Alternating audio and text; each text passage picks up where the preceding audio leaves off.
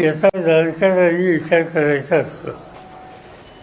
माझ्यापुरता मी हा प्रश्न कसा सोडवता येईल याचा मी विचार करतो आहे. यासाठी या सगळ्या भागातले शेतकरी जे आहेत, विशेषतः राजू शेट्टी आणि त्यांचे सहकारी, त्यांची भूमिका समजून घ्यायची आणि दुसऱ्या बाजूने सरकारने जर आम्हाला व्हिजिट केलं की आम्ही हे करू इच्छितो, त्याची कारणं ही आहेत, त्याचा लाभ असा आहे, शेतकऱ्यांचं आम्ही नुकसान होऊन देणार नाही, हे जे काही सरकारचं म्हणणं आहे ते त्यांनी आम्हाला पटवून दिलं तर या संबंधीची काहीतरी भूमिका ही घेता येईल. आज याचं स्वच्छ चित्र अनुकूल का प्रतिकूल हे माझ्यापुढं नाही आहे आणि म्हणून जोपर्यंत हा मोठा प्रकल्प आणि त्या संबंधीच्या दोन्ही बाजू आपल्याला समजत नाहीत तोपर्यंत त्याच्यावर भाष्य करणं योग्य नाही. राज्याच्या वित्त विभागानं या प्रकल्पावर काळजी व्यक्त केली आहे. ज्या पद्धतीनं या सगळ्या प्रकल्पावर पैसे खर्च होणार आहेत तितकं बजेट किंवा तितका पैसा सरकारकडे सध्या नाही, त्यामुळे वित्त विभागानं देखील काळजी व्यक्त केली आहे. सगळ्या यामुळे सरकारवर एक आर्थिक भार पडणार आहे असं वित्त विभागाचा आवाज. नाही, आजच्या वृत्तपत्रामध्ये वित्त विभागाने काय म्हणले याची माहिती आलेली आहे. त्यावेळेला मी सरकारची बाजू ऐकायची म्हणतो त्यावेळी हेही ऐकायला लागेल ना, कारण शेवटी पैसे एवढा मोठा प्रोजेक्ट आणि फायनान्शियल उभारणी याच्या संबंधीची सारखा असेल तर त्याच्यात किती यश येईल हे आज सांगता येणार नाही. हिंदी सक्तीवरनं महाराष्ट्र राज्यामध्ये वाद निर्माण झालेला आहे. आपण पाहतो की मनसे असेल, शिवसेना असेल, मोर्चा काढण्याच्या परिस्थितीत आहेत आणि त्याचबरोबर विरोधक देखील आक्रमक झालेले आहेत. कशा प्रकारे तुम्ही हा मुद्दा बघता? आणि हिंदी सक्ती करणं चुकीचं अशा प्रकारचा आक्षेप आहे. या मोर्चांमध्ये आपण सहभागी होणार? याच्यामध्ये भाग दोन आहेत. पहिली ते चौथी प्राथमिक तिथं हिंदीची सक्ती तिथं करणं योग्य नाही, पण पाचवीपासून वर हिंदी ही येणं त्या विद्यार्थ्याच्या हिताच्या दृष्टीने आहे. आज देशामध्ये जवळपास 55% लोक हिंदी बोलतात. दुसरी भाषा अशी नाही आहे की जिथं 55% लोक बोलतात. मराठी असेल, कानडी असेल, मल्याळम असेल, बेंगॉली असेल, ह्या ठराविक एक लोकसंख्या याचा आधार घेते आणि म्हणून हिंदीला दुर्लक्षित करून चालणार नाही. साधारणतः महाराष्ट्रामध्ये लोक हिंदीच्या विरोधी नाही आहेत, पण पहिली ते चौथी हा जो वयोगट आहे त्याच्या डोक्यावर एकदम नवीन भाषा आत्ताच जाणणं हे योग्य नाही. तिथं मातृभाषा ही महत्त्वाची आहे. आता हा मुद्दा समोर आणण्याचं काय कारण वाटते का? कुठल्या तरी एका गोष्टीकडे लक्ष विचलित करण्यासाठी हा महाराष्ट्रात मुद्दा सोडलेला? माहिती आहे, असं लोक बोलतात पण माहिती नाही मला. आता मी काल दोन्ही ठाकरेंची स्टेटमेंट वाचली. मी मुंबईला गेल्यावर त्यांचं म्हणणं काय ते समजून घेणार आहे, कारण त्यांनी काही कार्यक्रम जाहीर केले.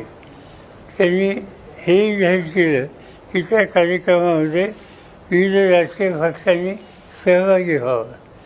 जर सहभागी व्हायचं असेल तर नक्की त्यांचं धोरण काय हे समजून घ्यावं लागतं. मुंबई आणि उपनगरांमध्ये हिंदी भाषिक मोठ्या प्रमाणात आहे आणि त्यांच्या मतांसाठी हे हिंदी सक्तीचं पुढं केलेलं आहे भाजप सरकारने, असा ठाकरे बंधूंकडून दावा केला.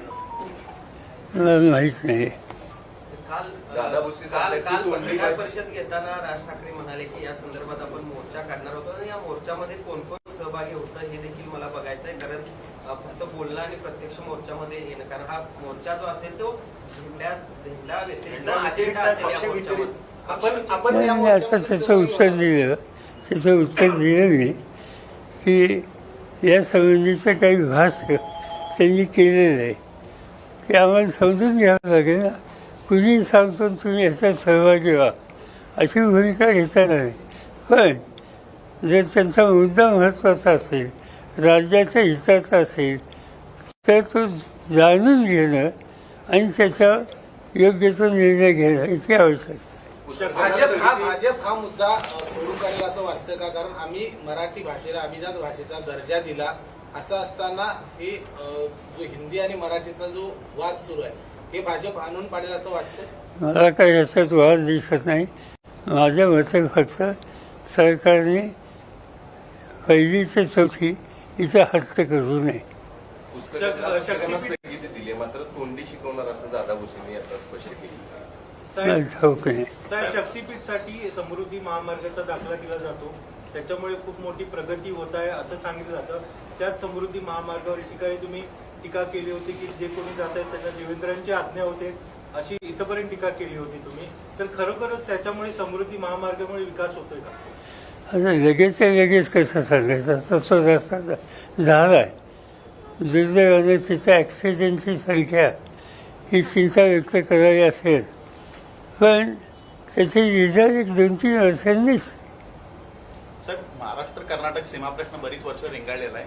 याची आता सर्वोच्च न्यायालयामध्ये सुनावणी सुरू झाली, पण महाराष्ट्र शासन त्यात गांभीर्य नाही. आपल्याला आज एकीकरण समितीचे लोक पण भेटून गेलेले आहेत.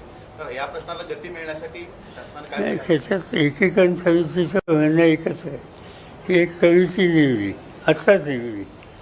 त्याच्या कमिटीमध्ये जयंत पाटील आणि काही सहकाऱ्यांच्यावर जबाबदारी टाकावी असा आग्रह एकीकरण समितीचा आहे. आणि ते माननीय मुख्यमंत्र्यांशी मी बोलावं असं त्यांनी आज सुचवलं. तुम्ही मुंबईला गेल्यावर मुख्यमंत्र्यांशी बोलणार.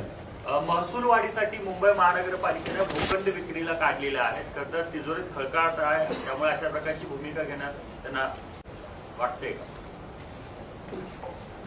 म्हणजे मुंबई महानगरपालिकेने टेंडर काढले भूखंड विक्रीचे, त्याकडे कसं बघतो? मला ठाऊक नाही. सर, राहुल गांधींना विरोधी पक्ष नेतेपद घेऊन 1 वर्ष झालेलं आहे. त्यांचं एकंदरीत परफॉर्मन्स कसं बघता? आणि दुसरी गोष्ट, ते जे अलीकडे टीका करतात नरेंद्र सरेंडर, डोनाल्ड ट्रम्पच्या पुढे नरेंद्र मोदींनी सरेंडर केलं अशा प्रकारची टीका करतात. त्या दोन्ही गोष्टीकडे कसे? नाही, साधी सरळ गोष्ट अशी आहे, जे काही झालं मध्यंतरी विशेषतः अफगाणिस्तान आणि इस्रायल या सगळ्या गोष्टीवर ट्रम्पने येऊन घोषणा केली आणि काही निर्णय झाले ते मी घेतले. म्हणजे कुठलाही निर्णय घ्यायचा अधिकार त्यांना नसताना ते स्वतःवर सगळं श्रेय घेतात, कुणाशी बोलतात माहिती नाही. आणि त्यामुळं त्यांची विधानं हे अस्वस्थ करणारी आहेत. आज युरोप खंडात सुद्धा अनेक देश हे हा दृष्टिकोन जो ट्रम्पचा आहे त्याच्याबद्दलची त्यांच्यात नाराजी आहे. हा संबंध जो वेल्थ आहे, म्हणजे त्यात सौदी अरेबिया असेल, कतार असेल, अफगाणिस्तान असेल, इराण असेल, या सगळ्या वेल्थमध्ये हा अमेरिकेची भूमिका याच्याबद्दल लोकांच्यात नाराजी आहे. आपण शक्तिशाली आहोत म्हणून छोट्या देशांच्यावर आपलं मतं लादणं हे योग्य नाही. आणि त्यामुळं भारताने याच्यात स्वच्छ भूमिका ही घेतली पाहिजे. आपण जर बघितलं स्वातंत्र्याच्या नंतर मग जवाहरलाल नेहरू असोत, इंदिरा गांधी असोत, मनमोहन सिंग असोत, नरसिंहराव असोत, अटल बिहारी वाजपेयी असोत, या सगळ्यांनी या आखाती देशातल्या लोकांच्या भावना नजरेसमोर ठेवून त्यांना नेहमीच पाठिंबा दिला होता. आपण इस्रायलची शेती आणि या संदर्भात संबंध ठेवले, पण राजकीय संबंध आपण इस्रायलशी ठेवलेले नव्हते.